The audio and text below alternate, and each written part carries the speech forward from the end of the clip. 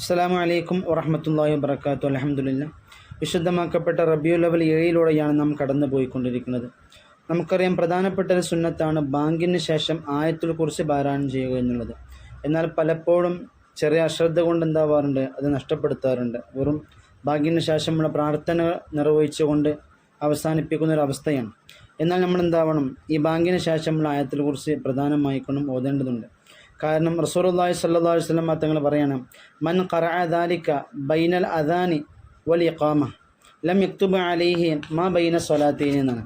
ഒരാൾ ബാങ്കിൻ്റെയും ഇഖാമത്തിനും ഇടയിലായിക്കൊണ്ട് ആയത്തുൽ കുർസി പാരായണം ചെയ്തു കഴിഞ്ഞാൽ അവൻക്കെതിരെ, രണ്ട് നമസ്കാരങ്ങൾക്കിടയിലായിക്കൊണ്ട് അവൻക്കെതിരെ എന്താവില്ല, തിന്മകൾ രേഖപ്പെടുത്തില്ല എന്നാണ്. അടുത്ത രണ്ട് നമസ്കാരത്തിൻ്റെ ഇടയിൽ എന്തെങ്കിലുമൊക്കെ തിന്മ സംഭവിച്ചു കഴിഞ്ഞാൽ തന്നെ അത് അവനക്ക് രേഖപ്പെടുത്തി വെക്കൂല എന്ന് റസൂലുള്ളാഹി സ്വല്ലല്ലാഹു അലൈഹി വസല്ലം തങ്ങൾ പറയാം. അപ്പോൾ വലിയ പവിത്രമാക്കപ്പെട്ട പ്രതിഫലമാണ് ഈ ഒരു സുന്നത്ത് നമ്മളെ ജീവിതത്തിൽ പകർത്തുന്നതിലൂടെ നമുക്ക് ലഭിക്കുന്നത്. കാരണം ബാങ്ക് കൊടുത്തതിന് ശേഷം എന്ത് ചെയ്താൽ മതി, ഒരു ആയത്തുൽ കുർസി പാരായണം ചെയ്താൽ മതി.